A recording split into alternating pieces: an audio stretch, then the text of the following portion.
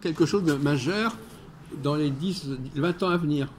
Alors, sûrement plus, mais c'était une façon de plaisanter un peu. Mais oui, en tous les cas, ça prend les mœurs, tout ça. Ah oui. Ah oui, l'homosexualité. Vous êtes assez d'accord avec Valentin là-dessus.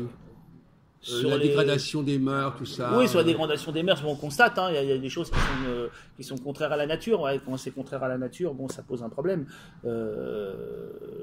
Voilà, au niveau des mœurs. Les signes de la fin des temps, mais non, c'est pas spécialement un signe de la fin des temps, mais ça s'accentue. Il y a des choses qui sont sûrement que quand moi je vais sur Internet et je regarde un petit peu tout ce qui se passe, et j'ai remarqué qu'il y avait des groupes de réflexion quand même qui prenaient la pédophilie, qui essayaient de mettre en place la pédophilie. Et ça, pour vous, c'est quand même un signe très grave. La pédophilie, c'est grave. L'inceste, reconnu par l'État. Je veux dire des choses qui travaillent là-dessus pour que la nubilité soit vraiment remis en cause, tout ça. Donc ça c'est un problème. Et vous avez plein de sites comme ça, surtout les Canadiens. En Canada, ils ont parce que les Canadiens, ils ont Canadiens français. Oui, ils ont des pédophiles là-bas qui sont internés parce qu'ils ont fait des trucs graves, des viols d'enfants et tout. Et ça, il y en a un, je sais plus son nom là. Et lui, apparemment, il lui laisse la liberté d'expression, donc il s'exprime. Et lui, il dit non, l'amour entre les enfants et les adultes, c'est normal. Et il faut travailler à changer les mœurs, c'est tout. Enfin, un peu comme les homosexuels auraient fait dans les années 20. C'est le progrès, quoi. Voilà, une sorte de progrès. Tout comme l'égalité entre les hommes et les femmes, par exemple. Comme tous ces changements, voilà, ça rentre dans et ça va jusque là. Il y a d'autres choses, des choses qu'on peut même pas imaginer apparemment sur les transformations avec transhumanisme, tout ça. Il y a des choses aussi. J'ai vu ça sur Internet, j'ai lu des petites choses. Ça va très très loin. On verra bien comment ça va évoluer, mais enfin. Alors on revient, mon cher Jean-Paul, sur.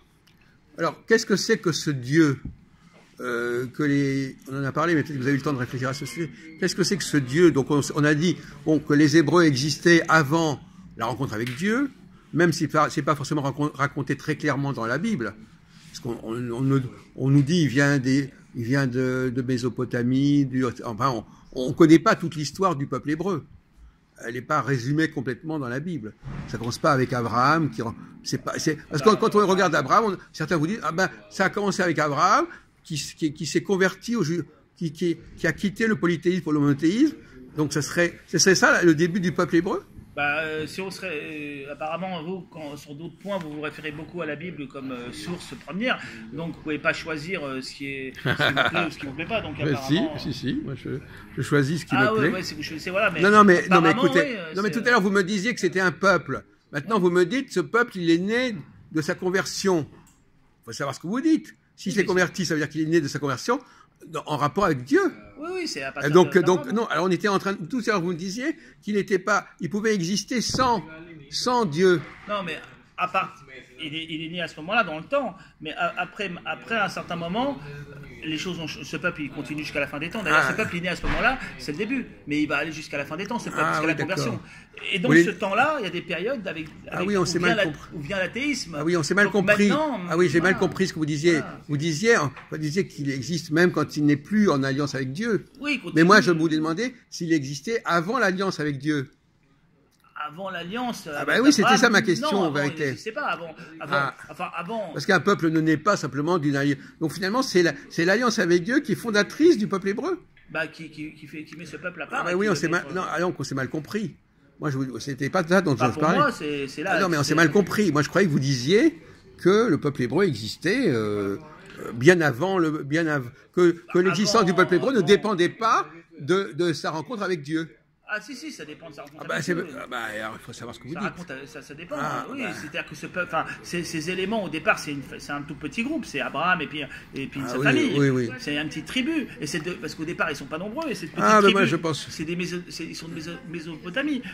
Chaldéens, oui. Chaldéens, voilà, c'est des Chaldéens, voilà. Ils sont, on va dire ça. Et ce petit groupe-là, il fait une alliance. Et puis ça rentre dans l'économie des bon d'accord. C'est dans la Bible.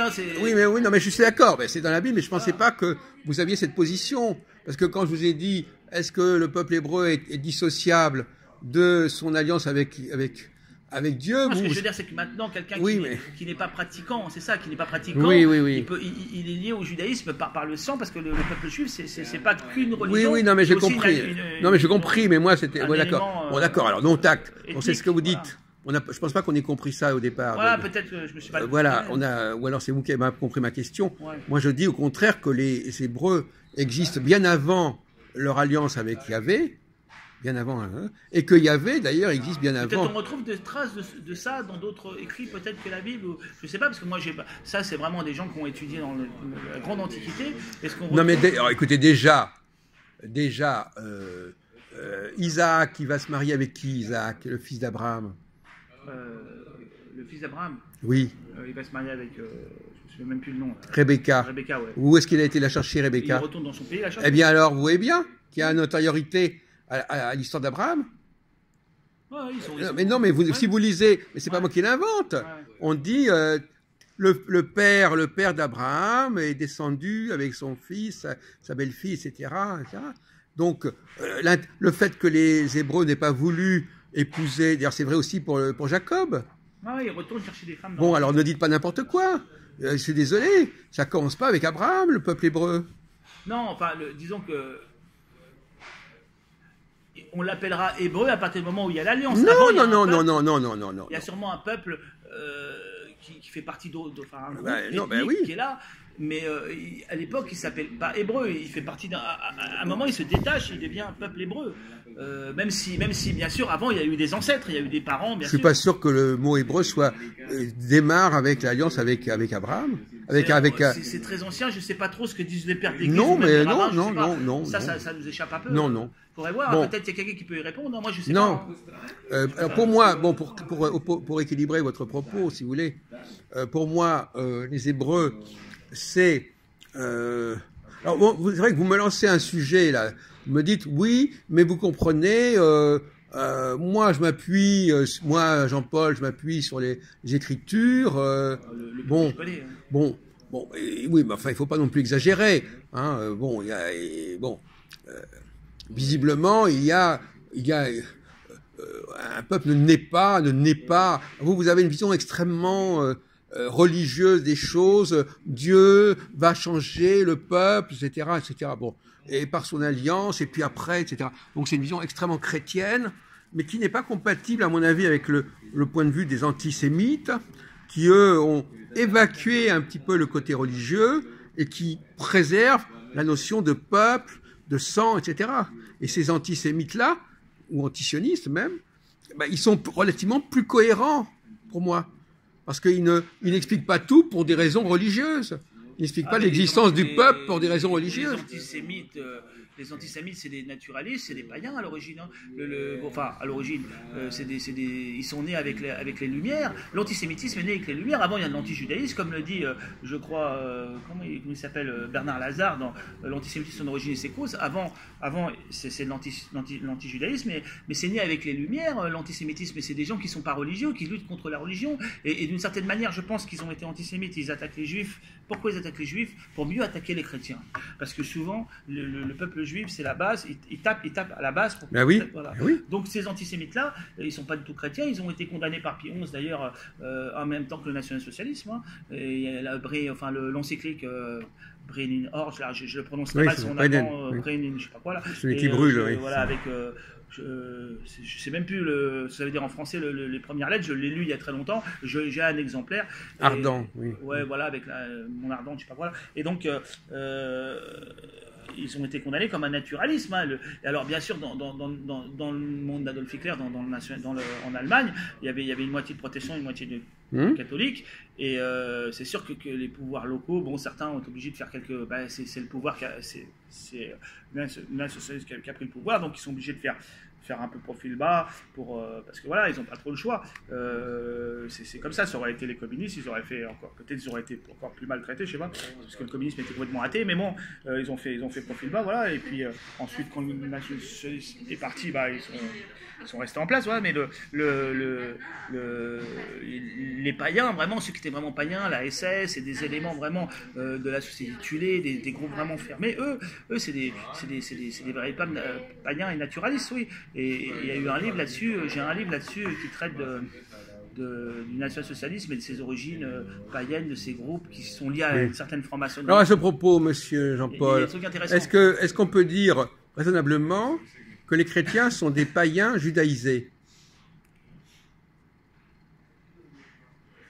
Non, parce qu'il y a eu des païens judaïsés, ils sont christianisés, c'est des païens, les chrétiens sont des païens, oui, des anciens, des païens christianisés. Depuis le roi David, depuis le roi David, il y a une judaïsation des païens, des non-juifs. Mais à partir du christianisme, vraiment, là, il y a une christianisation, mais c'est vrai que même après le christianisme, il y a eu une judaïsation des païens, parce que les Khazars, là, ce sont des païens judaïsés, hein, judaïsés avec le judaïsme, d'ailleurs, non pas mosaïque, mais talmudique. Apparemment, c'était un grand peuple qui voulait choisir entre plusieurs religions, je crois.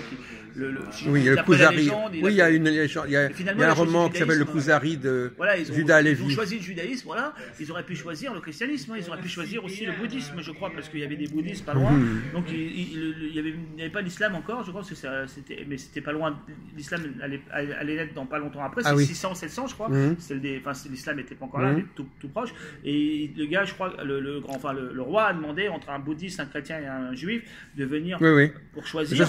Il aurait pu choisir le bouddhisme. S'il avait choisi le bouddhisme, le monde aurait été différent. Ouais. C'est le bouddhisme dans le monde de l'Est. Je ne sais pas ce que ça aurait donné, mais voilà, donc en fait, c'est des vrais. Alors justement, mon cher Jean-Paul, est-ce que vous parlez des Khazars, je ne connais pas tellement, vraiment. Bon, est-ce que vous pensez globalement que les Juifs d'aujourd'hui sont les descendants des Hébreux du temps de Moïse, par exemple? Par la religion, non, je ne parle pas de religion, je parle de sang. Par le sang, il doit y avoir quelques traces quand même, oui, il doit y avoir quelques éléments mais ils ont beaucoup pris de sang des peuples européens et aussi des peuples méditerranéens. C'est sûr que là, c'est un peu compliqué, oui. Ils ont dû beaucoup prendre de sang de peuplades à travers les temps, mais ils ont gardé la même foi, les mêmes rites, hein, à partir du judaïsme rabbinique, oui, on va dire. Ils ont gardé le rite séphardine, et puis le rite askénaze, voilà, il y en a peut-être d'autres, mais ils ont gardé la même chose, donc il y a une continuité quand même. Donc, une continuité religieuse ou une continuité raciale? Raciale. Ils ont gardé certains traits récurrents, oui, il y a des traits récurrents, il y a des traits récurrents qui restent, d'ailleurs, il n'y a pas qu'avec les Juifs, ça le fait avec les Germains, avec d'autres peuples, c'est vrai qu'on se mélange des peuples, il y a des traits récurrents qui viennent et qui restent, et je sais que chez les peuples askénazes, par exemple, les lèvres, des éléments négroïdes, parce qu'il y a eu des mélanges des éléments négroïdes apparemment et des éléments asiatiques, enfin, apparemment les lèvres un peu épaisses, là, il y a des Juifs qui gardent ces traits-là, ou des yeux un peu comme moi en amande, là, qui gardent ça, et c'est des traits récurrents, ça. Mais il n'y a pas que les Juifs qui ont ça, mais c'est des traits récurrents qu'on retrouvera chez eux, donc ils ont sûrement des caractéristiques comme ça récurrentes qui viennent des tout premiers Palestiniens, enfin des tout premiers Hébreux, pardon, en Palestine. Et oui. Alors donc pour terminer un peu notre conversation, notre entretien, moi j'ai une thèse plutôt que les Juifs seraient les descendants des vous connaissez ma thèse là-dessus, je crois. Non, je sais pas, peut-être. Non, mais les terriens avant l'arrivée des dieux extraterrestres. Ah oui, je connais votre thèse. Oui, les extraterrestres sont venus, ils ont transformé une partie de la population, mais les Juifs, ce serait un peu ceux qui n'ont pas voulu se faire transformer, qui sont restés. Donc voilà, c'est ceux qui ont résisté. Et là, c'est des rabbins ou des moines ou des évêques nous écoutent, ils vont un peu halluciner quand même. Avec les thèses extraterrestres, ça touche un peu. C'est pas un peu pour des illuminés là. Oui, mais si on croit au Dieu, et Dieu, c'est pas croire à Dieu, c'est pas être un illuminé. Moi, je reçois votre parole. Non, mais je veux dire par là que parce que vous me dites, oui, dans la Bible, il est écrit ceci ou cela. Mais alors, vous n'acceptez pas l'idée qu'il puisse y avoir j'accepte tout. Hein, non, mais je veux dire, acceptez pas l'idée que dans la Bible, il puisse y avoir des éléments qui ont pu être. On en avait parlé l'autre jour d'interpolation, vous vous souvenez? Ouais. Bon, et d'ailleurs, notre ami, le professeur de mathématiques, nous avait parlé des virus. Ouais. Alors, donc, un virus, des virus qui rentrent. J'étais pas trop d'accord, enfin, bon, il a parlé un virus, ça veut dire quelque chose qui vient, qui rentre dans le système et qui perturbe le système, tout en étant accepté, tout en se faisant accepter par le système, puis en plus après le détruisant. Donc, voilà, bon. Donc, c'est intéressant, cette notion de virus. Et les textes, la littérature peut également être infestée par un virus. Ouais. Bon, on avait parlé du Yud-Vav, là, du je suis celui qui est, qui arrive comme ça dans le chapitre 3. Considéré comme vraiment extrapolé. Hein. Voilà, c'est ça. Bon, extrapolé et interpolé. Ouais. Interpolé plutôt. Et de la même façon, on avait parlé il y a longtemps déjà, on avait parlé du problème d'un côté l'androgyna de Adam, et puis après le fait qu'il a une femme. Bon. Et après Dieu l'endort et voilà. Bon, bah, là aussi, cet androgyne, il le sépare en deux en fait. Voilà. Donc, alors on se dit, mais alors, pourquoi bon, et moi je dis non, c'est pas comme ça s'est passé. Ce qui s'est passé, c'est que l'homme initialement, il était androgyne, et que les extraterrestres ont créé une femme, etc. Donc bon, donc c'est peut-être pas raconté. Ils l'ont coupé en deux, en gros, comme le disent les anciens Grecs dans leur mythe. Voilà, mais malgré tout, non, parce que malgré tout, l'androgyne n'a pas complètement disparu, même si on ne fait plus d'enfants comme ça, le génie masculin reste androgynal, vous voyez ce que je veux dire? Ah oui. C'est-à-dire que il y a un côté androgynal qui n'est plus là, mais sur le plan mental, la supériorité de l'homme par rapport à la femme, c'est que lui, il a gardé cette dimension duelle, qui lui permet d'avoir un fonctionnement autonome. L'homme, en plus, au niveau des gènes, c'est Y et X.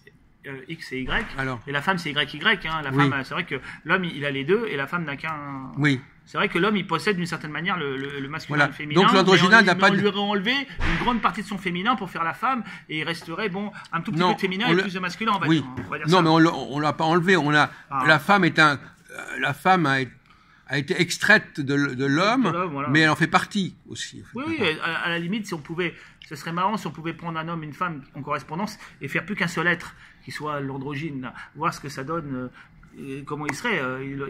Mais bon, c'est pas possible. Mais s'il y avait une machine pour faire ça et qu'il ressorte vraiment androgyne. Non, mais ce qu'on est en train de dire, c'est que il y a des choses qui existaient, qui sont très anciennes, oui, ouais. Et qui ont perduré. Et l'androgyna, oui, mais aussi peut-être le peuple hébreu, qui serait effectivement le peuple hébreu, ils sont soumis au genre comme les autres, hein. Il y a l'homme et la femme. Hein. Non, mais et les hommes aussi. Mais néanmoins, en dehors de la question du sexe, il est possible qu'ils aient gardé certaines dimensions androgynales. Je veux dire, c'est ça que je veux dire. Ah oui, c'est possible. Là, je sais pas. Et Adam, vous savez que le mot Adam est à rapprocher de Adama, qui est la terre. Ouais, tout comme homme, homo, est rapproché de humus, qui veut dire la terre en latin.